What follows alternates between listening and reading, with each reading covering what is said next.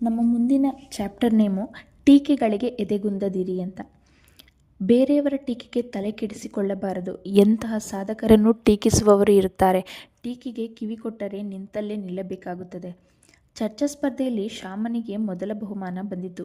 ಆತ ಖುಷಿಯಿಂದ ಉಬ್ಬಿ ಹೋದ. ಗೆಳೆಯರು ಶುಭಾಶಯ ಕೋರಿದಾಗ ಖುಷಿ ದುಪ್ಪಟ್ಟಾಗಿತು. ಮನೆಗೆ ಬಂದು ವಿಷಯ ತಿಳಿಸಿದ. ಅವರೂ ಸಂತಸಪಟ್ಟರು. ಶ್ಯಾಮನ ಸಂತಸ ಹೆಚ್ಚು ಕಾಲ ಇರಲಿಲ್ಲ. ಮಾರನೆಯ ದಿನ ಕಾಲೇಜಿಗೆ ಬಂದಾಗ ಸ್ನೇಹಿತ, ಶ್ಯಾಮನಿಗೆ ಮೊದಲ ಬಹುಮಾನ ಬರುತ್ತಿರಲಿಲ್ಲ.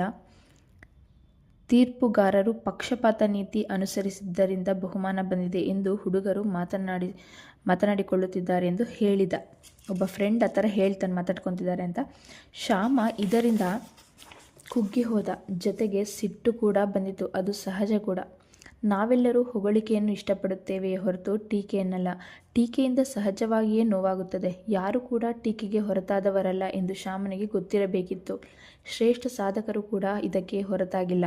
ಅಮೆರಿಕದ ಅಧ್ಯಕ್ಷ ಜಾರ್ಜ್ ವಾಷಿಂಗ್ಟನ್ನನ್ನು ವಂಚಕ ಮತ್ತು ಟಕ್ಕ ಎಂದು ಜರಿಯಲಾಗಿತ್ತು. ನೇಣುಗಂಬದ ಮೇಲೆ ಆತನನ್ನು ನಿಲ್ಲಿಸಿದಂತೆ ಪತ್ರಿಕೆಯೊಂದರಲ್ಲಿ ವ್ಯಂಗ್ಯ ಚಿತ್ರ ಪ್ರಕಟಗೊಂಡಿತು. ಆತ ರಸ್ತೆಯಲ್ಲಿ ಹೋಗುತ್ತಿದ್ದಾಗ ಅಪಹಾಸ್ಯ ಮಾಡಿ ನಗಲಾಗುತ್ತಿತ್ತು. ಎಡ್ವರ್ಡ್ ಜೆನ್ನರ್ ಕೂಡ ಇದೇ ಸ್ಥಿತಿ ಅನುಭವಿಸಿದ್ದ. ಆದರೆ ಸಿಡುಬಿನ ಲಸಿಕೆ ಕಂಡುಹಿಡಿದ ಆತನಿಗೆ ಜಗತ್ತು ಸದಾ ಋಣಿಯಾಗಿರುತ್ತದೆ. ಈ ಥರ ತುಂಬ ದೊಡ್ಡ ದೊಡ್ಡ ವ್ಯಕ್ತಿಗಳೇನಿದ್ದಾರೆ ಎಲ್ಲರೂ ಟೀಕೆಗೆ ಒಳಗಾಗಿರ್ತಾರೆ ಅನ್ನೋದು ಈ ಚಾಪ್ಟರ್ನ ಒಂದು ಉದ್ದೇಶ. ತಿಳಿಸ್ಕೊಡ್ತಾ ಇದ್ದಾರೆ. ಟೀಕೆಯಿಂದ ನಿಮ್ಮ ಆತ್ಮವಿಶ್ವಾಸಕ್ಕೆ ಪೆಟ್ಟು ಬಿದ್ದು ಪ್ರತಿಕ್ರಿಯಿಸಬೇಕೆಂಬ ರೋಷ ಹುಟ್ಟುತ್ತದೆ. ನೀವು ಸೂಕ್ಷ್ಮಜ್ಞ ಹಾಗೂ ಪ್ರಾಮಾಣಿಕರಾಗಿದ್ದರೆ ರೋಷ ಹೆಚ್ಚು ಇರುತ್ತದೆ. ಮುಯ್ಯಿ ತೀರಿಸಿಕೊಳ್ಳುವುದು, ತಕ್ಷಣ ಪ್ರತಿಕ್ರಿಯಿಸುವುದು ನಿಮ್ಮ ಸಮಯ ವ್ಯರ್ಥಗೊಳಿಸುತ್ತದೆ. ಇದರಿಂದ ಅಗತ್ಯ ಕೆಲಸಕ್ಕೆ ಸಮಯ ಉಳಿಯುವುದಿಲ್ಲ ಅಂತ ಹೇಳ್ತಿದ್ದಾರೆ. ಇಮಿಡಿಯೇಟ್ ರಿಯಾಕ್ಟ್ ಮಾಡೋದ್ರಿಂದ ಟೈಮ್ ವೇಸ್ಟ್ ಅಂತ. ನಕಾರಾತ್ಮಕ ಚಿಂತನೆಯಿಂದ ಮಿದುಳು ವಿಷಯುಕ್ತವಾಗುತ್ತದೆ. ಮುಯ್ಯಿ ಅಂತಂದರೆ ದ್ವೇಷ ತೀರಿಸಿಕೊಳ್ಳುವುದರಿಂದ ತಾತ್ಕಾಲಿಕ ಮಜಾ ಸಿಗಬಹುದು, ಕೊನೆಯಲ್ಲಿ ತೀವ್ರ ಅಶಾಂತಿಗೆ ಕಾರಣ ಆಗುತ್ತದೆ. ಯಾರಾದರೂ ನಿಮ್ಮನ್ನು ಟೀಕಿಸಿದಾಗ ಲಿಂಕನ್ ಅನುಸರಿಸಿದ ಕಾರ್ಯತಂತ್ರವನ್ನು ಬಳಸಿ.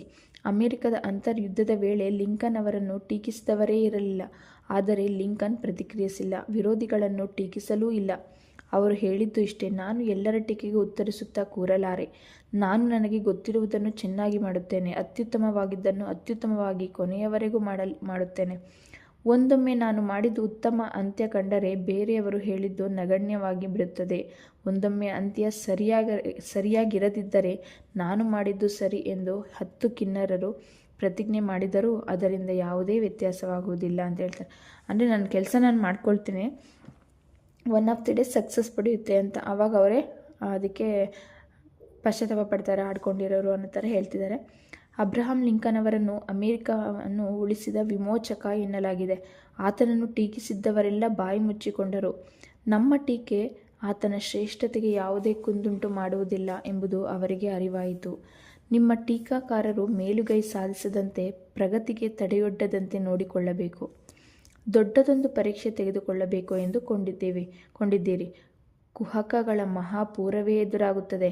ಕಾಲು ಎಳೆಯುತ್ತಾರೆ, ಹೀಯಾಳಿಸುತ್ತಾರೆ, ಟೀಕೆಗಳಿಗೆ ಕಿವುಡಾಗಿ. ನೀವು ಬೆಟ್ಟದ ತುದಿ ಏರಿದ ಮೇಲೆ ಕೆಳಗಿನವರು ಇರುವೆಗಳಂತೆ ಕಾಣುತ್ತಾರೆ. ಇದನ್ನು ಮತ್ತೆ ಮತ್ತೆ ಹೇಳ್ತೀನಿ ನೋಡಿ. ನೀವು ಬೆಟ್ಟದ ತುದಿ ಏರಿದ ಮೇಲೆ ಕೆಳಗಿನವರು ಇರುವೆಗಳಂತೆ ಕಾಣುತ್ತಾರೆ ಅಂತ. ಆಮೇಲೆ ಒಬ್ಬರು ಸ್ಟೀಲ್ ಅನ್ನೋರು ಏನಂತ ಹೇಳಿದರೆ, ಕೆಲ ಟೀಕಾಕಾರರು ಚಿಮಣಿಯನ್ನು ಗುಡಿಸುವವರು. ಅವರು ಬೆಂಕಿಯನ್ನು ಆರಿಸಿಬಿಡುತ್ತಾರೆ. ಗೂಡಿನಲ್ಲಿದ್ದ ಸ್ವಾಲ್ವೋ ಹಕ್ಕಿಗಳನ್ನು ಹೆದರಿಸಿ ಹಾರುವಂತೆ ಮಾಡುತ್ತಾರೆ. ಚಿಮಣಿಯಲ್ಲಿನ ಕಿಟ್ಟವನ್ನು ಕೆರೆಯುತ್ತಾ ಮೈಯನ್ನೆಲ್ಲ ಕಪ್ಪು ಮಾಡಿಕೊಳ್ಳುತ್ತಾರೆ. ಚಿಮಣಿಯನ್ನು ಗುಡಿಸಿ ಹೆಚ್ಚೆಂದರೆ 1-2 ಮೂಟೆ ಬೂದಿಯನ್ನು ತರುತ್ತಾರೆ. ಆದರೆ ತಾವೇ ಚಿಮಣಿಯನ್ನು ನಿರ್ಮಿಸಿದೆವೋ ಎಂಬಂತೆ ಮೇಲ್ಛಾವಣಿ ಮೇಲೆ ನಿಂತು ಹಾಡು ಹೇಳುತ್ತಾರೆ ಅಂತ. ಟೀಕಾಕಾರರು ಚಿಲ್ಲರೆ ಮಂದಿ. ವಿಷಯ ಯಾವುದೇ ಆಗಿರಲಿ ಅದರ ಬಗ್ಗೆ ಟೀಕೆ ಮಾಡುತ್ತಾರೆ. ಆತ ಎಂದಿಗೂ ಸಹಚರಿ ಆಗಲಾರ, ತಡೆಯುವವ ಆಗುತ್ತಾನೆ ಅಂತ. ಟೀಕೆ ಎಂಬುದು ನಿಮ್ಮ ಸಾಮರ್ಥ್ಯಕ್ಕೆ ಎಸೆದ ಸವಾಲು. ಪ್ರತಿಭೆ ಇರುವವರು ಉಳಿದವರಿಗಿಂತ ಬೇರೆ ರೀತಿ ಕೆಲಸ ಮಾಡುತ್ತಾರೆ. ಅವರ ಚಟುವಟಿಕೆಗಳು ಅಜ್ಞಾನಿಗಳಿಗೆ ಆಘಾತ ನೀಡುತ್ತದೆ. ಸಂಪ್ರದಾಯ ಶರಣರಿಗೆ ಅವರ ನಡವಳಿಕೆ ಸರಿ ಕಾಣದು. ಇದನ್ನು ಅವರು ಟೀಕೆ ಮೂಲಕ ವ್ಯಕ್ತಪಡಿಸುತ್ತಾರೆ. ಈಶ್ವರಚಂದ್ರ ವಿದ್ಯಾಸಾಗರ ಅವರನ್ನು ದೊಡ್ಡ ಸಮಾಜ ಸುಧಾರಕ ಎಂದು ಈಗ ಹೊಗಳಲಾಗುತ್ತದೆ. ಆದರೆ ವಿಧವೆಯರ ಪುನರ್ವಿವಾಹವನ್ನು ನಿಷೇಧಿಸಿದ್ದ ಹಿಂದೂ ಸಂಪ್ರದಾಯದ ವಿರುದ್ಧ ಅವರು ದನಿ ಎತ್ತಿದಾಗ ಅವರನ್ನು ತೀವ್ರವಾಗಿ ಟೀಕಿಸಲಾಗಿತ್ತು. ಅಸ್ಪೃಶ್ಯತೆ ವಿರುದ್ಧ ದನಿ ಎತ್ತಿದ ಗಾಂಧೀಜಿ ಕೂಡ ತೀವ್ರ ಖಂಡನೆಗೆ ಗುರಿಯಾಗಬೇಕಾಯಿತು. ಒಂದೇ ಎತ್ತರದಿಂದ ಬಿಟ್ಟ ಎರಡು ಬೇರೆ ಬೇರೆ ತೂಕದ ವಸ್ತುಗಳು ಒಮ್ಮೆಲೆ ನೆಲ ಮುಟ್ಟುತ್ತವೆ ಎಂದು ಗೆಲಿಲಿಯೋ ಹೇಳಿದಾಗ ಆತನ ವಿರೋಧಿಗಳು ಹಕ್ಕಿಯ ಪುಕ್ಕ ಮತ್ತು ಪಿರಂಗಿಯ ಗುಂಡು ಒಮ್ಮೆಲೆ ನೆಲ ತಲುಪುತ್ತವೆ ಎಂಬುದನ್ನು ಮೂರ್ಖ ಕೂಡ ಒಪ್ಪಲಾರ ಎಂದಿದ್ದರು. ಬಟ್ ಇದು ಯೂಟ್ಯೂಬಲ್ಲಿ ಸಿಗುತ್ತೆ ನೋಡಿ ನಿಮಗೊಂದು ಎಕ್ಸ್ಪ್ಲನೇಷನ್. ಏನಂದರೆ ಒಂದು ಪುಕ್ಕ ಮತ್ತು ಒಂದು ಬಾಲ್ನ ತೂಕದ ವಸ್ತುಗಳನ್ನ ಬಿಟ್ಟಾಗ ಒಂದೇ ಟೈಮಲ್ಲಿ ಕೆಳಗಡೆ ಬೀಳುತ್ತೆ. ಕಾರಣ ಆಮ್ಲಜನಕ ಇರೋದಿಲ್ಲ. ಏನೋ ಒಂದು ಆಕ್ಸಿಜನ್ ಗಾಳಿನೇ ಇಲ್ದಿರೋ ಪ್ಲೇಸಲ್ಲಿ ತೂಕದ ವಸ್ತು ಮತ್ತು ತೂಕ ಇಲ್ದಿರೋ ವಸ್ತು ಅಟ್ ಎ ಟೈಮ್ ಬೀಳ್ತವೆ. ಬಟ್ ಯಾಕೆ ಹೊರಗಡೆ ಒಂದು ವಸ್ತುಗಳು ಅಂದರೆ ತೂಕ ಇಲ್ದಿರೋ ವಸ್ತುಗಳು ನಿಧಾನಕ್ಕೆ ಬೀಳ್ತವೆ ಅಂದರೆ ಗಾಳಿಯ ಒಂದು ಆರ್ಭಟದಿಂದ. ನೆಕ್ಸ್ಟು ಗೆಲೀಲಿಯೋ ಈ ಟೀಕೆಗೆ ಸ್ವಲ್ಪ ಕೂಡ ತಲೆ ಕೆಡಿಸಿಕೊಳ್ಳಲಿಲ್ಲ. ಹೀಯಾಳಿಸುತ್ತಿದ್ದ ಜನರ ನಡುವೆಯೇ ನಡೆದು ಪೀಸು ಗೋಪುರ ಹತ್ತಿ ಮೇಲಿಂದ 10 ಪೌಂಡ್ ಹಾಗೂ 1 ಪೌಂಡ್ ತೂಕದ ಚೆಂಡುಗಳನ್ನು ಕೆಳಗೆ ಬಿಟ್ಟ 2 ಚೆಂಡುಗಳು ಒಮ್ಮೆಲೆ ನೆಲ ಮುಟ್ಟಿದಾಗ ಕುಹಕವಾಡುತ್ತಿದ್ದವರು ಮೂಕರಾದರು. ಟೀಕಿಸುವವರ ಮನಪ್ರವೃತ್ತಿ ಎಂಥದ್ದು? ಇವರಲ್ಲಿ ಬಹುತೇಕರು ಸಣ್ಣ ಮನಸ್ಸಿನ ಜನ, ಯಾವುದೇ ಸಾಧನೆ ಮಾಡದವರು. ಇನ್ನೊಬ್ಬರು ಒಂದಲ್ಲ ಒಂದು ಕೆಲಸ ಮಾಡುತ್ತಾ ಯಶಸ್ಸು ಗಳಿಸುವುದನ್ನು ಕಂಡಾಗ ಅಸೂಯೆ ಮಾಡುತ್ತದೆ. ಅವರೊಡನೆ ಸ್ಪರ್ಧೆ ಸಾಧ್ಯವಾಗದ ಕಾರಣ ಟೀಕಿಸುವ ಮೂಲಕ ತಡೆಯೊಡ್ಡಲು ಯತ್ನಿಸುತ್ತಾರೆ. ಬೇರೆಯವರ ವೈಫಲ್ಯವನ್ನು ತೋರಿಸುವ ಮೂಲಕ ತಮ್ಮ ದೋಷಗಳನ್ನು ಮುಚ್ಚಿಕೊಳ್ಳಲು ಯತ್ನಿಸುತ್ತಾರೆ. ಜನರ ಗಮನ ಸೆಳೆಯಲು ನೋಡುತ್ತಾರೆ. ಶೋಪೆನ್ಹಾರ್ ಹೇಳುತ್ತಾರೆ, ಉನ್ನತ ಮನುಷ್ಯರ ತಪ್ಪು ಹಾಗೂ ಮೂರ್ಖತನದ ಬಗ್ಗೆ ಮಾತನಾಡುತ್ತಾ ಕೀಳು ಮನುಷ್ಯರು ಸಂತಸ ಪಡುತ್ತಾರೆ ಅಂತ.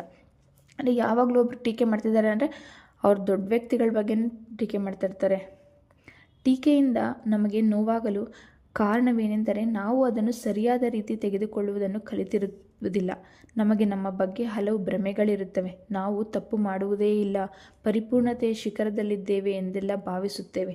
ಆದರೆ ಉಳಿದವರು ಅವರದೇ ಅಳತೆಗೋಲಿನಿಂದ ನಮ್ಮನ್ನು ಅಳೆಯುತ್ತಾರೆ. ಸಹಜವಾಗಿ ಅವರಿಗೆ ನಮ್ಮ ಹಲವು ದೋಷಗಳು ಕಣ್ಣಿಗೆ ಬೀಳುತ್ತವೆ. ಆದರೆ ನಮ್ಮಲ್ಲಿ ಬಹುತೇಕರಿಗೆ ಅವರಲ್ಲಿರುವ ಹುಳುಕು ಗೊತ್ತಾಗುವುದಿಲ್ಲ. ಯಾರಾದರೂ ನಮ್ಮ ದೋಷದ ಬಗ್ಗೆ ಹೇಳಿದರೆ ಆತ ಪೂರ್ವಗ್ರಹ ಪೀಡಿತನಾಗಿದ್ದಾನೆ ಎನ್ನುತ್ತೇವೆ. ಇದರಿಂದಾಗಿ ನಮ್ಮಲ್ಲಿನ ದೋಷಗಳು ಹಾಗೆಯೇ ಉಳಿದು ಬಿಡುತ್ತವೆ.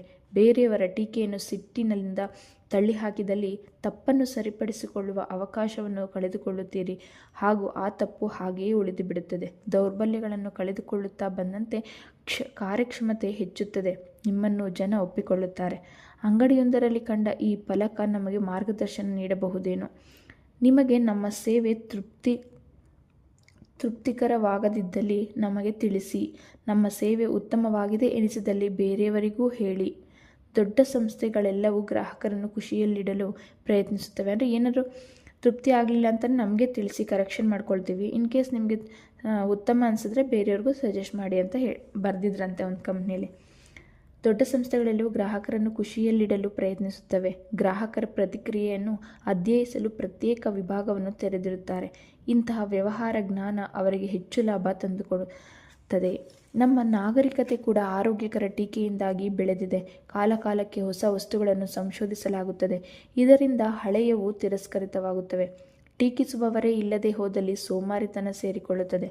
ಒಂದೊಮ್ಮೆ ಯಾರಾದರೂ ನಿಮ್ಮನ್ನು ಟೀಕಿಸಿದಲ್ಲಿ ಸಿಟ್ಟಾಗದಿರಿ. ಬದಲಿಗೆ ಟೀಕಾಕಾರರ ಮನಸ್ಸಿನಲ್ಲೇನಿದೆ ಎಂಬುದನ್ನು ಅರ್ಥ ಮಾಡಿಕೊಳ್ಳಿ. ಆತನ ಮಾತು ಸತ್ಯವೇ ಆಗಿರಬೇಕೆಂದಿಲ್ಲ. ಆತನ ನಿಲುವು ಸರಿಯಾಗಿರಬೇಕು ಎಂದೇನಿಲ್ಲ. ಆತ ಅಸೂಯೆಯಿಂದ ನಿಮ್ಮ ಬಗ್ಗೆ ಮಾತನಾಡುತ್ತಿರಬಹುದು. ಹಾಗಿದ್ದಾಗ ಮೌನವಾಗಿರುವ ಮೂಲಕ ಆತನ ಮಾತನ್ನು ಕೊಲ್ಲಬೇಕು.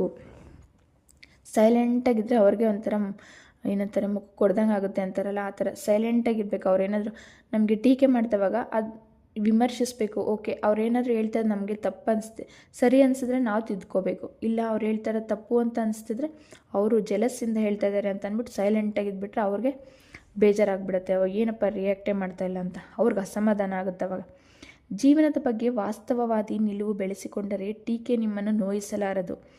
ನಿಮ್ಮ ಕೆಲಸ ಅತ್ಯಂತ ಉದಾತ್ತವಾಗಿದ್ದರೂ ಕೆಸರು ಎರಚುವವರು ಇದ್ದೇ ಇರುತ್ತಾರೆ.